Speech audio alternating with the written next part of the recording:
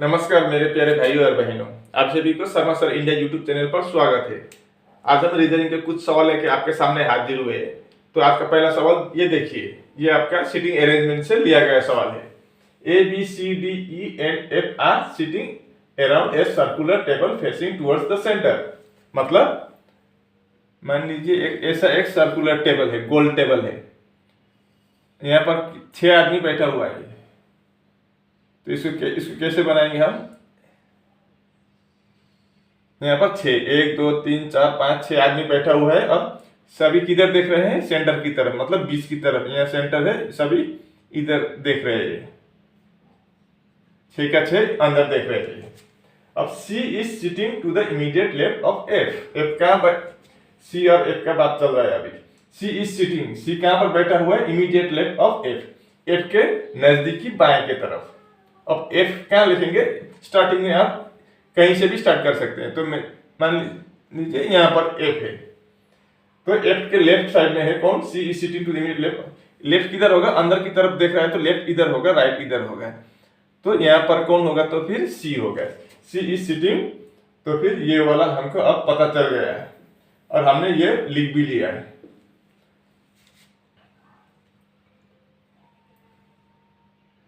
अब one person is sitting between E and D। एक आदमी कहाँ बैठा है? E और D के बीच में बैठा हुआ है। अब इस लाइन से हमको दूसरा पता चलेगा। देखिए, F is sitting at the fourth position to the left of E। ये लाइन देखिए, F कहाँ पर है? फोर्थ पोजीशन पर है, E के लेफ्ट साइड में। तो हम अगर यहाँ E लिखें तो क्या होगा? First second third fourth position पर क्या आ गया? लेफ्ट साइड में आपका F आ गया है। F is sitting at the fourth position to the left of E। E के लेफ्ट अंदर देख रहा है, तो लेफ्ट इधर होगा, तो ऐसा ऐसा आके fourth position, first second third fourth position पर F है। ये भी आपका हो गया। अब तीसरा वाला किससे पता चलेगा आपका? यहाँ अब कौन सा छूटा है? और ये देखते हैं, one person is sitting between E and D। E और D, इधर तो D नहीं ले सकेंगे अब हम। E और D के बीच में एक आदमी बैठा हुआ है बोला है, तो E और D के बीच में कौन आदमी बैठा हुआ है? वन पर्सन बोला है। अब कौन है वो पता नहीं, बट इट्स नॉट A, लेकिन वो A नहीं है। तो A कहाँ होगा? यहाँ होगा A। तो कौन बचा है? A B C D E F हो गया, हमारा चार्ट ये बन गया है। अब सवाल में क्या है? Who is sitting opposite to D. D की अपोजिट में कौन है? डी की अपोजिट साइड में यहाँ पर कौन है? देखिए सी है, यानी कि आपका बी वाला ऑप्शन में सी है, तो बी वाला ऑप्शन सही जवाब होगा। ये रहा अगला सवाल। Kishore has a brother named Rakesh. Kishore का एक भाई है, उसका नाम क्या है? राकेश। किशोर लड़का है, उसका एक भाई है क्या? Rakesh.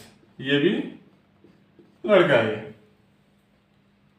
Vikram is the son of Dinesh. अब यहां से पता नहीं चलेगा। Vikram is the father of Kishore. Vikram कौन है? किशोर के पापा है। विक्रम पापा का मतलब male. Vikram is the father of Kishore. अब ये पता चलेगा, Vikram is the son of Dinesh. Vikram कौन है? दिनेश के बेटे हैं। अब दिनेश भी पुरुष ही है, नाम से पता चल गया। अब सवाल क्या है? How is Dinesh related to Rakesh. Dinesh Rakesh के क्या लगते हैं? यही पूछा है सवाल में। तो क्या लगते हैं? देखिए, दिनेश राकेश के क्या लगते हैं? राकेश और किशोर के पापा कौन है? विक्रम है, और विक्रम के पापा दिनेश। मतलब पापा के पापा को क्या होता है? दादा। मतलब आपका बी वाला ऑप्शन ग्रैंडफादर। ऐसा नहीं कि दिनेश के राकेश क्या लगते हैं, ऐसे होने से पूछा होता तो ग्रैंडसन, पोता होता था, लेकिन यहाँ पर वैसा नहीं है। दिनेश राकेश के क्या लगते हैं ये पूछा है ये सवाल। ये इसमें कंफ्यूज मत होना है, जो आगे आता है उसी को पूछा जाता है। यहाँ पर दिनेश आगे है ना, दिनेश रिलेटेड मतलब दिनेश क्या लगते हैं, यही है बस। तो दिनेश क्या लगते हैं, दादा लगते हैं, तो ग्रैंडफादर बी वाला ऑप्शन सही जवाब। ये रहा तीसरा सवाल। Select the option that is related to the third cluster, third letter cluster in the same way as the second letter cluster is related to the first letter cluster. मतलब ये first के साथ जो सेकंड का संबंध है उसी तरह से थर्ड के साथ वो फोर्थ का होगा। तो फोर्थ वाला क्वेश्चन मार्क है, तो फोर्थ क्वेश्चन मार्क में से क्वेश्चन मार्क की जगह पर कौन सा ऑप्शन होगा वही हमको निकल रहा है। तो क्राइम से ये कैसे आया वो देखते हैं हम पहले। CRIMES और इधर हम किसका बनाएंगे, ब्राइट का, BRIGHT। अब इसका प्लेस वैल्यू लिखेंगे। सी का कितना होता है 3, आर का 18, आई का 9, एम का आपका 13, ई का 5, एस का 19। अब इधर डी का 2, आर का 18, आई का 9, जी का आपका G7 कंट्री, एच का 8 और टी का T20। बस हो गया। अब FVN क्या है, FVN JAN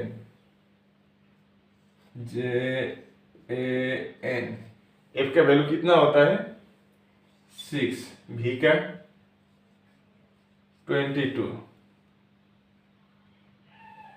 और एन का 14, जे का 10, ए का 1 और एन का 14। तो यहाँ पर क्या है देखते हैं, यहाँ पर 3 है, यहाँ पर 6 है, मतलब यहाँ पर +3 कर दिया है।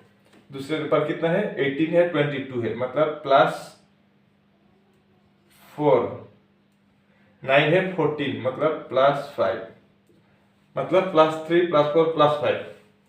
अब यहाँ पर कितना है 13 है, यहाँ पर 10 है, मतलब -3, 13 - 3 10।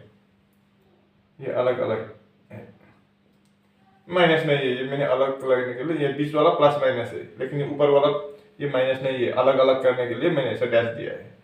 अब 5 है, इधर 1 है, तो 5 - 4 1, 19 है, इधर 14 है, मतलब 19 - 5 14, मतलब +3 +4 +5 -3 -4 -5। तो यहाँ पर +3 करूंगा मैं, तो कितना होगा 2 + 3 5। यहाँ पर +4 करूंगा तो 18 + 4 22। यहाँ पर मैं +5 करूंगा तो 9 + 5 14। उसके बाद ऐसा अलग है, इधर का प्लस इधर का माइनस। अब माइनस का आएगा -3 -4 -5 कर दूंगा, तो -7 - 3 4, 8 - 4 4 और 20 - 5 15। अब 5 का मतलब क्या होगा E, 22 का मतलब आपका V, 14 का मतलब N, 4 का मतलब D, 4 का मतलब D, 15 का मतलब O। EVNDDO, EVNDDO, यानी कि आपका ए वाला ऑप्शन सही जवाब होगा यहाँ पर। अगर इसका कोड, क्राइम का कोड ये है, तो ब्राइट का कोड ये हो जाएगा। इस सवाल को देखिए, if 2 is added to each odd digit and 1 is subtracted from even digit of the number, इतना है। देखिए 7 1 8 2 5 3 6, ये है। यहाँ पर odd कौन सा है, इवन कौन है?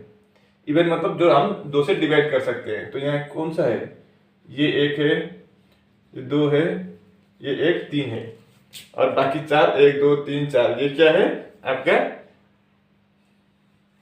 ओड है। तो क्या बोला है, 2 is added to each odd digit. Odd के साथ हम क्या करेंगे, 2 ऐड करना होगा, ओड डिजिट के साथ 2। तो इसके साथ हम क्या करेंगे, अब 2 ऐड करेंगे। तो यहाँ पर करेंगे, यहाँ पर, यहाँ पर, यहाँ पर, तो कितना होगा, 2 ऐड करने पर ये 9 होगा, ये 3 होगा, ये 7 होगा और ये 5 होगा। 7 2 9, 1 + 2 3, 5 2 7, 2 3 5, बस। और 1 is subtracted from even digit of the number. 1 यहाँ पर क्या करना, ये प्लस है, लेकिन यहाँ पर इवन नंबर से क्या होगा, 1 माइनस होगा। तो यहाँ पर -1 -1 -1, तो 8 - 1 कितना होगा, 7 होगा। 2 - 1 कितना होगा, 1 होगा। 6 - 1 कितना होगा, 5 होगा। ठीक है। अब सवाल क्या पूछा है, how many odd numbers are found in the new form thus formed, in the new number। अब नए नंबर ये बने हैं। अब पहले ये नंबर था, इससे प्लस माइनस करने पर, +2 - 1 करने पर क्या बना, नया नंबर कौन सा बना, ये बना। अब इस नंबर में 1 2 3 4 5 6 7 नंबर है, 7 संख्या है। तो इसमें नया नंबर में कितने ओड नंबर है वो पूछा है। ओड का मतलब जो 2 से डिवाइड नहीं जाता है, विषम संख्या। तो 1 2 3 4 5 6 7, सातों का सातों क्या है, आपका ओड है। तो आपका डी वाला ऑप्शन सही होगा। अगर यहाँ पर हाउ मेनी इवन नंबर पूछा होता तो इवन नंबर कितना है, यहाँ पर एक भी नहीं है, तो 0 होता है।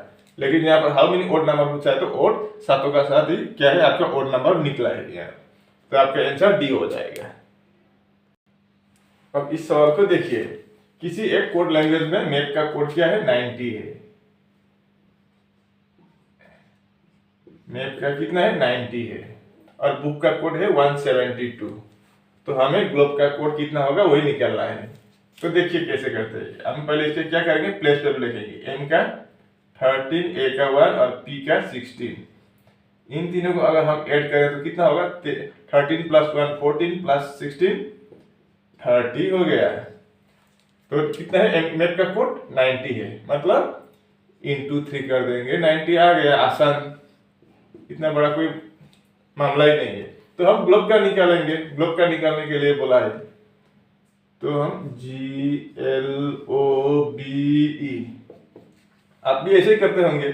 जी का कितना होता है, 7, G 7, L का 12, O का 15, B का 2 और E का 5। अब इनको भी हम क्या करेंगे, ऐड करेंगे। 7 + 12 19, 19 + 15 34, 34 + 2 34, 34 35 36, 36 + 5 कितना आया, 41। अब यहाँ पर क्या किया था हमने, इंटू 3।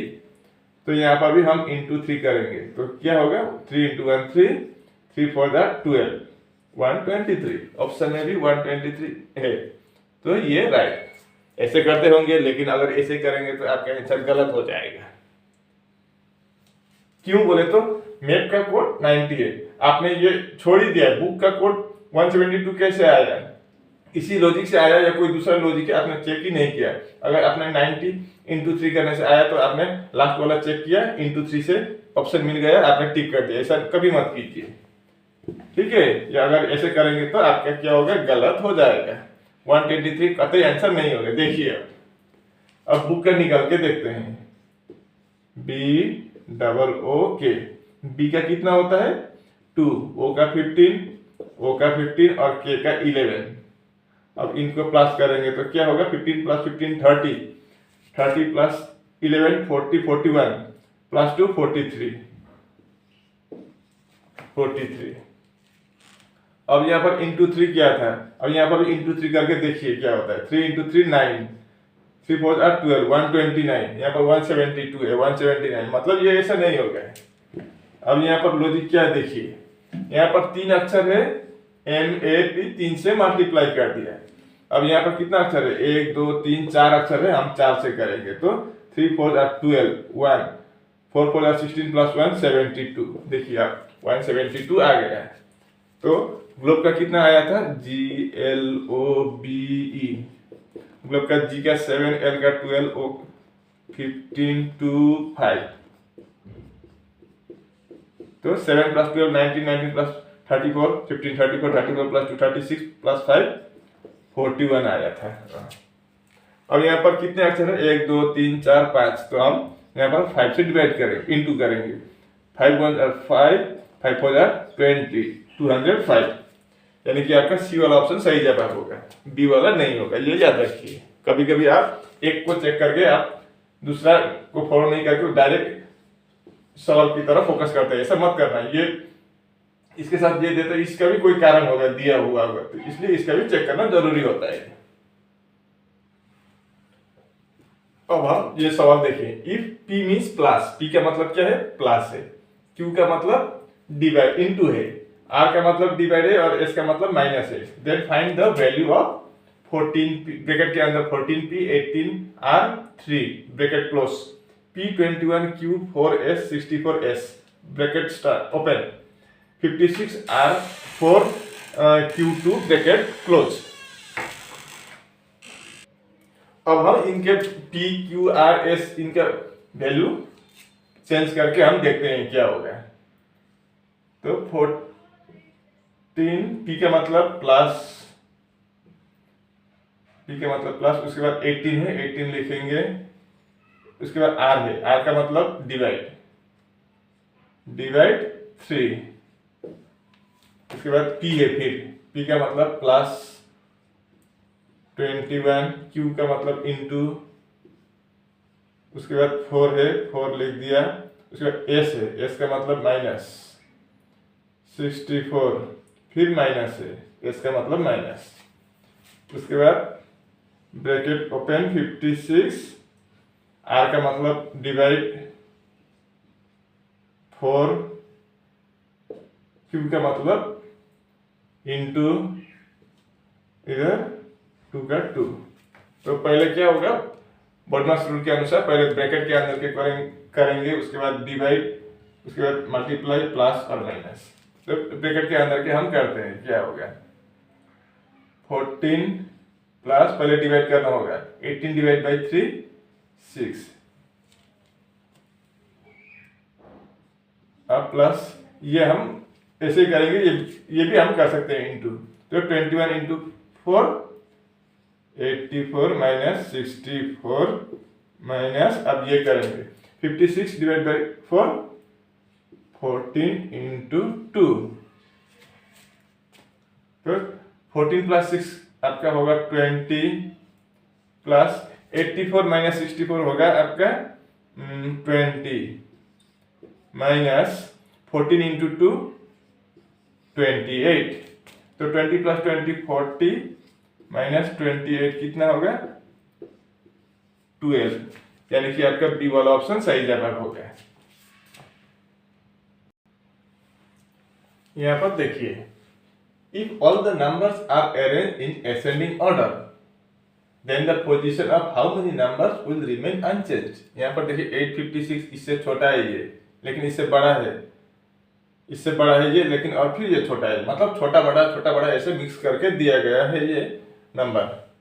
अब यहाँ पर पूछा है कि अगर हम इसको असेंडिंग ऑर्डर में लिखें, मतलब छोटे से बड़े क्रम में लिखते जाएं, तो कितने ऐसे नंबर होंगे जो चेंज करने की जरूरत नहीं है, जहां है वही ठीक है, उसका पोजीशन वही ठीक है, और कितने नंबर चेंज हो गया, कितने चेंज नहीं हो गया, वो आपको पहले निकालना होगा।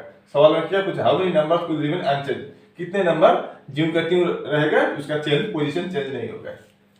तो इसको हम दो प्रकार से कर सकते हैं, जैसे यहाँ पर 1 2 3 4 5 ऐसे लिखे मैंने, ठीक है, मैंने इसको एक सीरियली लिख दिया। अब इन पांचों में से सबसे छोटा कौन है, 174 है, ये सबसे छोटा है, तो हम छोटा को क्या करेंगे, सीरियली लिखने से यहाँ पर 1 लिख देंगे, ये 1 नंबर में आएगा सबसे छोटा में, असेंडिंग ऑर्डर में। तो 2 नंबर में कौन सा होगा, इससे थोड़ा बड़ा ये होगा, उससे थोड़ा बड़ा ये होगा, उससे थोड़ा बड़ा ये होगा, और उससे बड़ा ये होगा। तो कितने ऐसे नंबर है जो चेंज नहीं हुआ है, तो ये देखिए 2 का 2 3 का 3 4 का 4, ये सेम टू सेम है, लेकिन यहाँ पर 1 का 5 और 5 का 1 हुआ है, मतलब 3 नंबर ऐसे है जो क्या हुआ है, आपका चेंज नहीं हुआ है पोजीशन। ठीक है, ये बात आप याद रखिए। सॉरी, मैंने ऑप्शन देना यहाँ भूल गया, 1 मिनट। अब यहाँ हमारा 3 आया तो मैंने एक ऑप्शन 3 भी रख दिया है। अब मैं दूसरी प्रकार से करता हूँ, देखिए कैसे करता है इसको। इस तरह से भी कर सकते हैं।